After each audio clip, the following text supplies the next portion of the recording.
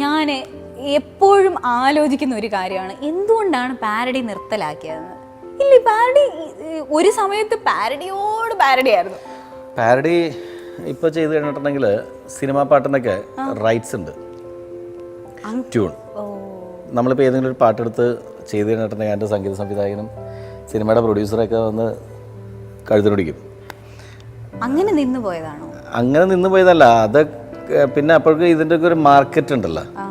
ശരിക്ക് നമ്മളിപ്പോൾ ഒരു പാരഡി അല്ലൊരു വീഡിയോ കാസറ്റും കാര്യങ്ങളൊക്കെ ചെയ്ത് അത് മാർക്കറ്റിൽ ഇറക്കി കഴിഞ്ഞിട്ടുണ്ടെങ്കിൽ അതിൻ്റെ പൈറസി കൂടുതൽ വരും, നമുക്ക് എക്സ്പെൻസ് കൂടുതലാണ്. ഇപ്പം നമ്മളുടെ ഒരു ബാച്ചൊക്കെ ഒരു വീഡിയോ കാസറ്റ് ഷൂട്ട് ചെയ്ത് ഇറക്കുകയാണെങ്കിൽ അതിൻ്റെ ക്വാളിറ്റി നോക്കും മെയിൻറ്റെയിൻ ചെയ്യേണ്ടത്. നമ്മളുടെ സുഹൃത്തുക്കളാണ് അഭിനയിക്കുന്നത്.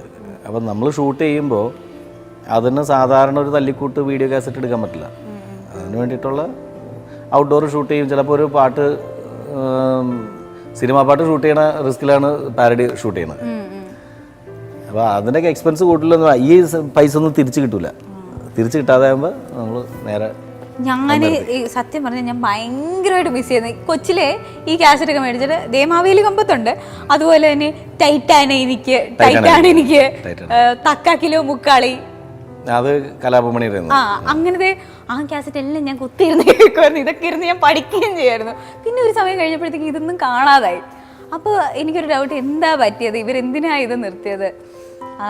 എന്താണെങ്കിലും ഇക്കെ കണ്ടത് നേരിട്ട് ചോദിക്കണമെന്ന് എന്താണെങ്കിലും ഞാൻ വിചാരിച്ചിരിക്കുകയായിരുന്നു. അത് നിർത്തിയത് ഇതുകൊണ്ടാണ്. ഇത് ഇപ്പോൾ നമുക്ക് ഇപ്പോഴൊക്കെ അതിൻ്റെ ഒരു മാർക്കറ്റിംഗ് ഇതൊക്കെ ഇത് കുറഞ്ഞതിൻ്റെ പേരില്ല. മാർക്കറ്റ് ചെയ്തിട്ട് കാര്യമില്ല എന്ന് മനസ്സിലായി. അത് നഷ്ടം വരുന്നു ഇപ്പോൾ ചെയ്താൽ.